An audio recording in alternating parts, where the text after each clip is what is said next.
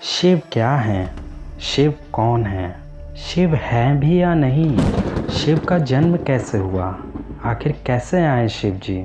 स्वागत करते हैं आपका अपने channel fact and story mashup में। करोड़ों लोग शिव जी को इस संसार का पालनहार मानते हैं, तो कई लोग शिव के पीछे छुपे विज्ञान को जानना चाहते हैं। दोस्तों, आप तो जानते ही होंगे कि शिव का ना तो कोई आरंभ है और ना ही कोई अंत। शिव की कोई आकृति है भी या नहीं? वो ईश्वर है या मनुष्य रूपी देवता? हम जानते हैं कि ये सारे सवाल एक शिव भक्त के मन में हमेशा विचरण करते रहते हैं।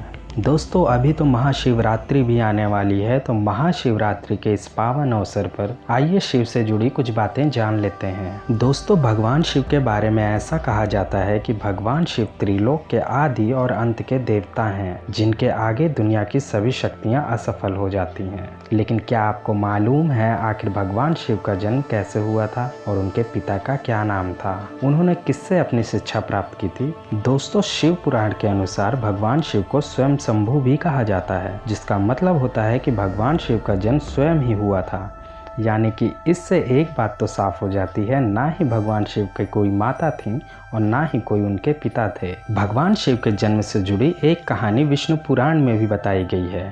भगवान विष्णु के माथे से निकलने वाले तेज के कारण भगवान शिव की उत्पत्ति हुई थी और उनके नाभि से निकलते हुए तेज से कमल पर विराजमान ब्रह्मा का जन्म हुआ था। मगर दूसरी ओर भगवान विष्णु के जन्म के बारे में शिव पुराण में बताया गया है कि एक बार की बात है जब भगवान शिव अपने घुटने मल रहे थे और उनके घुटनों से निकलने वाले मैल से भगवान श्री विष्णु जी का जन्म हुआ था। पर अगर ऐसा हुआ है तो विष्णु पुराण और शिव पुराण एक दूसरे से बिल्कुल अलग हैं। इस कथा के अलावा भगवान शिव के जन्म की एक और पौराणिक कथा काफ़ी ज़्यादा पॉपुलर है, जिसे शायद आपने बड़े बुजुर्गों से सुना होगा। अगर नहीं सुना तो आपकी जानकारी के लिए बता दें, जब भगवान विष्णु और ब्रह्मा जी के बीच इस बात पर बहस हो गई थी कि आखिर इस संसार में सबसे महान कौन है, और जब भगवान विष्णु और भक्त ब्रह्मा इस बात को लेकर बहस कर रहे थे तो एक जलते हुए खंबे के रूप में महादेव उनके बीच आए थे।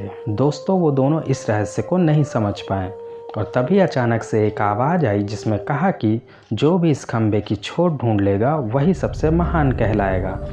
ऐसा सुनते ही ब्रह्मा जी ने एक पक्षी का रूप लिया और खंबे का ऊपरी हिस्सा ढूंढने निकल गए। वहीं विष्णु जी ने वैराह का रूप धारण किया और खंबे का अंत ढूंढने निकल गए। बहुत देर तक खोजने के बाद भी दोनों में से किसी को भी खंबे का छोर नहीं मिला और दोनों हार मानकर आ गए। जिसके बाद भगवान शिव अपने असली रूप में आए और फिर भगवान ब्रह्मा ने यह मान लिया कि महादेव ही सबसे महान और शक्तिशाली हैं। इनसे बड़ी शक्ति इस दुनिया में कोई नहीं है। इसके साथ ही शिव पुराण में बताया गया कि खंबा इस बात को दर्शाता है कि ना ही भगवान शिव जन्मे थे और ना ही उनका कोई अंत है। और एक कारण तो यही है कि भगवान शिव को स्वयं शंभु भी कहा जाता है, यानी भगवान शिव का अंत है ही नहीं। अब हम बात करते हैं भगवान शिव से जुड़े एक ऐसे विषय के बारे में जो सबसे ज्यादा प्रसिद्ध है। क्या भगवान ब्रह्मा भगवान शिव के पिता हैं? जब धरती, आकाश, पाताल या कहें पूरा यूनिवर्स जलमग्न हो गया था, यानी पानी में डूब गया था, तब भगवान विष्णु के अलावा कोई भी देव या प्राणी इस संसार में नहीं था। तब केवल विष्णु ही जल सतह पर अपने शेष नाग पर लेटे हुए नजर आ रहे थे। जिसके बाद उनकी नाभि से कमल की डंडी पर ब्रह्मा जी प्रकट हुए और जब भगवान ब्रह्मा और भगवान विष्णु इस यूनिवर्स से संबंधित बातें कर रहे थे तब भगवान शिव प्रकट हुए। जिसके बाद ब्रह्मा ने उन्हें पहचानने से इनकार कर दिया। इस कारण से भगवान शिव रूठ गए और उनके रूठ जाने के कारण भगवान विष्णु ने उन्हें दिव्य दृष्टि प्रदान की और ब्रह्मा जी को भगवान शिव की याद दिलाई।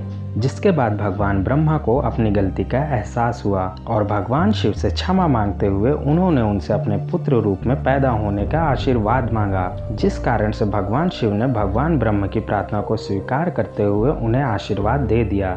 लेकिन इसके बाद जब भगवान ब्रह्मा ने इस सृष्टि की रचना शुरू की तो उन्हें एक बच्चे की जरूरत पड़ी और तब उन्हें भगवान शिव का आशीर्वाद ध्यान आया, जिसके लिए भगवान ब्रह्मा ने तपस्या की और बालक के रूप में भगवान शिव उनकी गोद में रोते हुए प्रकट आए। आपको बता दें कि यह भगवान शिव का एकमात्र बाल रूप है। जब भगवान ब्रह्मा ने उनके रोने का कारण पूछा तो उन्होंने बताया कि उनका कोई नाम नहीं है। तब भगवान ब्रह्मा ने भगवान शिव का नाम रुद्र रख दिया, जिसका मतलब होता है रोने वाला है। इसके बावजूद भी भगवान शिव चुप नहीं हुए, इसलिए ब्रह्मा ने उन्हें दूसरा नाम दिया, पर शिव को वो नाम भी पसंद नहीं आया और फिर भी वे चुप नहीं हुए।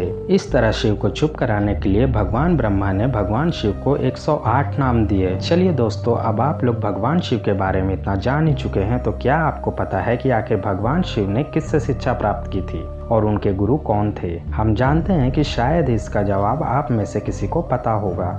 जिन्हें नहीं पता उन्हें बता दें कि भगवान शिव स्वयं में संसार के गुरु माने जाते हैं, जिन्होंने संसार में गुरु शिष्य की परंपरा की शुरुआत की थी। लेकिन अगर सवाल आता है कि आखिर भगवान शिव किसके गुरु थे, तो आपको ज़रूर जान लेना चाहिए कि हिंदू धर्म के ग्रंथ कहते हैं कि ब्रह्मा और शिव जी इस संसार के सबसे पहले गुरु हैं, जिन्होंने गुरु शिष्य के इस रिश्ते की शुरुआत की थी। जहाँ भगवान ब्रह्मा ने मानस पुत्रों को शिक्षा प्रदान की थी, वहीं भगवान शिव ने अपना ज्ञान केवल 7 शिष्यों को दिया था, यानी भगवान शिव 7 शिष्यों के गुरु थे। वे जिस शिष्यों के गुरु थे उन्हें आज के समय में सप्त ऋषि का दर्जा दिया गया है। दोस्तों, अगर भगवान शिव की इन रोचक कथाओं के बारे में जानकर आपको जरा सा भी अच्छा लगा हो तो कमेंट में हर हर महादेव जरूर लिखिएगा और ऐसे ही रोचक और मजेदार वीडियोस के लिए चैनल को सब्सक्राइब करिएगा। मिलते हैं अगले वीडियो में।